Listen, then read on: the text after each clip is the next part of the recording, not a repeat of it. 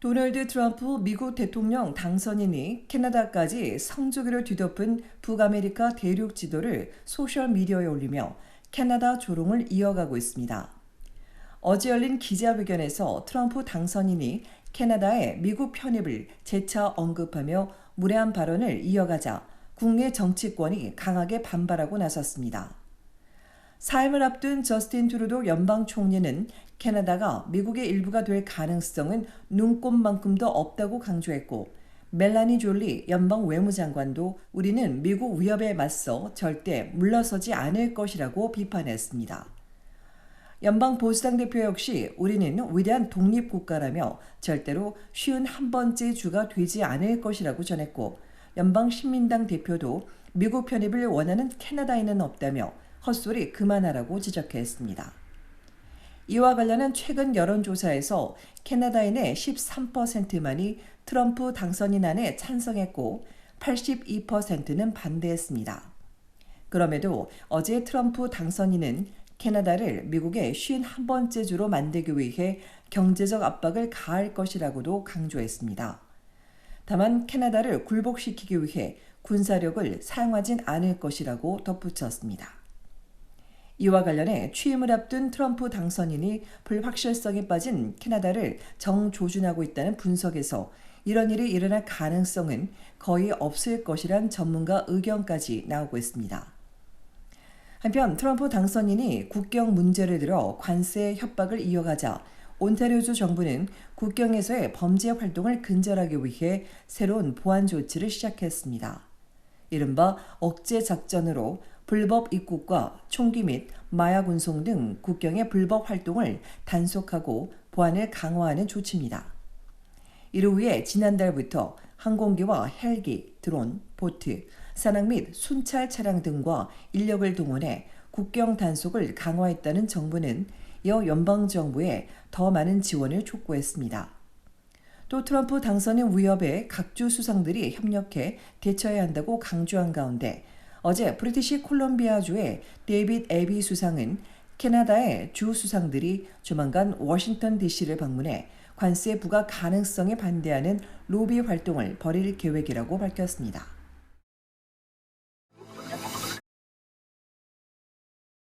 캐나다에서 10명 중 4명이 이직을 고민하는 것으로 나오고 젊은 세대의 이직 희망은 거의 70%에 달하는 것으로 나타났습니다.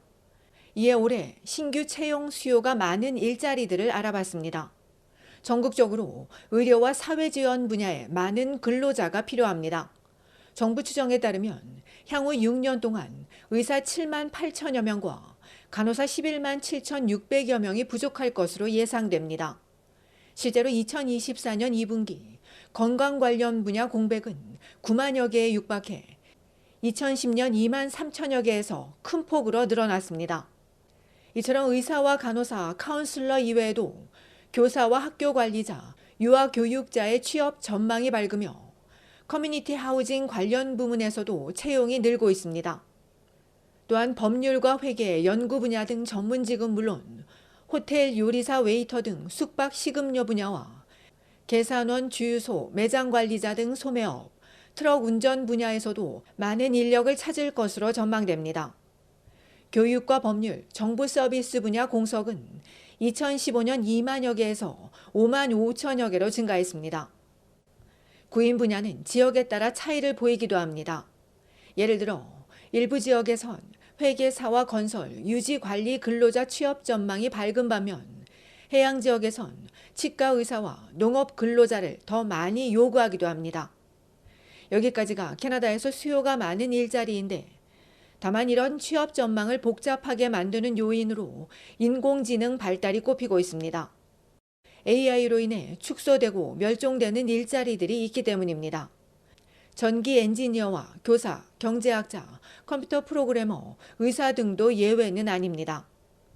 세계경제포럼 전망에 따르면 이는 전 세계적인 추세로 특히 은행 텔러와 우체국 실내 직원, 데이터 입력 근로자 등 저숙련 직종이 향후 몇 년 동안 가장 빠르게 감소할 것으로 예상됩니다. 반대로 사이버 보안 엔지니어와 비즈니스 분석 관리자, AI 엔지니어 분야는 급부상하고 있습니다. 이 연구진은 AI가 발전한다고 해서 반드시 일자리를 잃는 건 아니고 단지 일자리가 변화하는 것이라며 AI가 향후 어떻게 전개될지는 시간이 지나야 알 수 있다고 강조했습니다.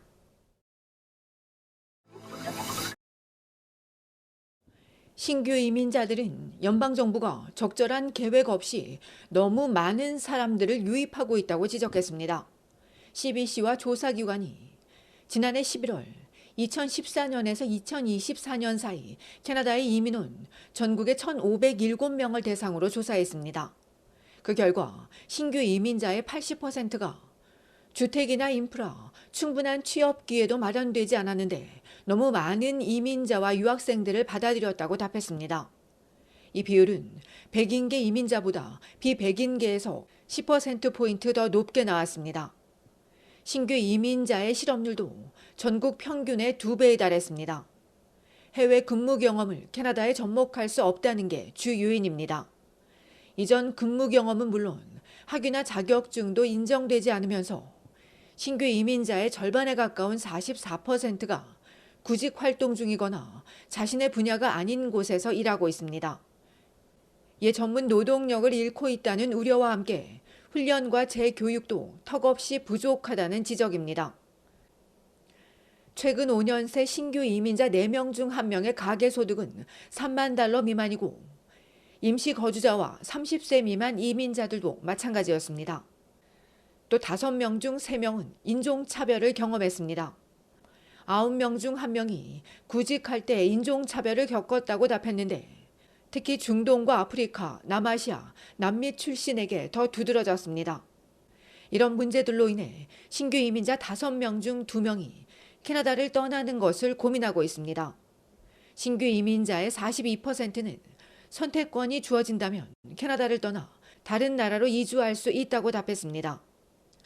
또한 타주로의 이주 비율도 높았는데 현재 캐나다에선 엘버타주가 신규 이민자들에게 가장 매력적인 곳으로 알려졌습니다.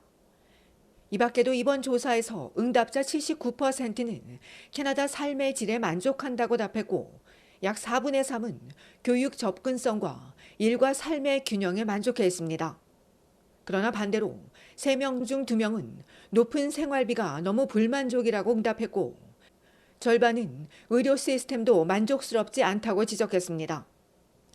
한편 이민서비스센터 관계자는 코로나 봉쇄 시기에도 집값은 올랐다며 이민자 유입을 지금 당장 전면 중단해도 캐나다의 주택 위기는 여전할 것이라며 이민자가 일자리와 주택난을 초래한다는 건 오해라고 지적했습니다.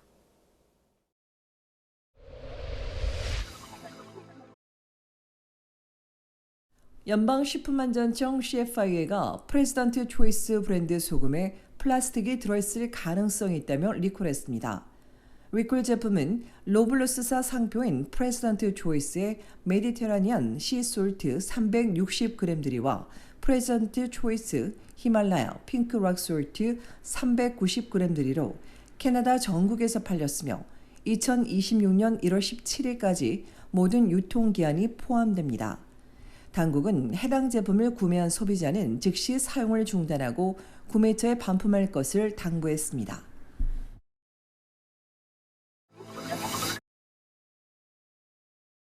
온타리오주 놀속에서 흉기 사건이 발생해 남성 1명이 다쳤습니다.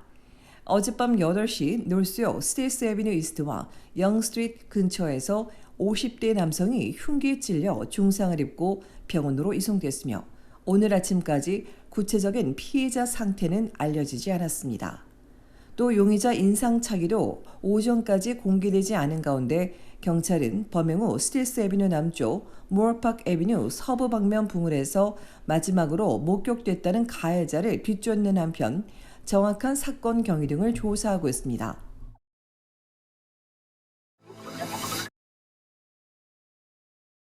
온타리오주 토론토 경찰이 놀속에서 발생한 차량 강탈 사건의 용의자 2명을 체포했습니다.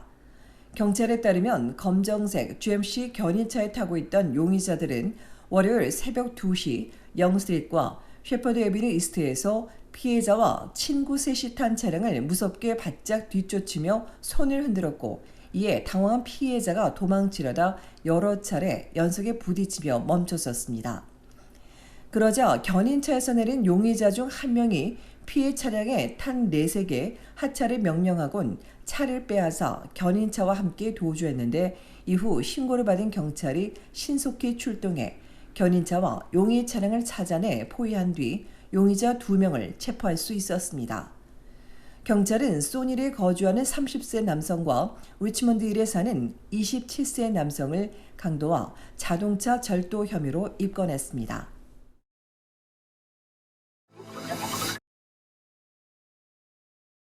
온타리오주 토론토에서 10대 청소년이 연루된 강도와 절도 사건이 끊이지 않는 가운데 최근 경찰에 붙잡힌 4인조 일당 중 3명이 10대 청소년인 것으로 알려졌습니다.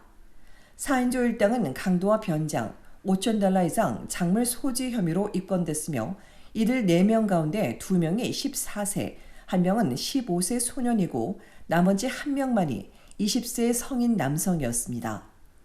월요일 오후 휴대전화 매장에 접근해 망치로 유리창을 깨고 침입해 상당량의 휴대전화를 훔친 뒤 도주하다 사고를 내고 경찰에 붙잡힌 이들은 조사 결과 하루 전인 일요일 낮 1시 45분에도 판 지역 웨스턴과 러더포드 로드에 있는 또 다른 휴대전화 매장에서도 동일한 수법으로 유리창을 깨고 대량의 휴대전화를 훔쳐 달아난 것으로 확인됐습니다.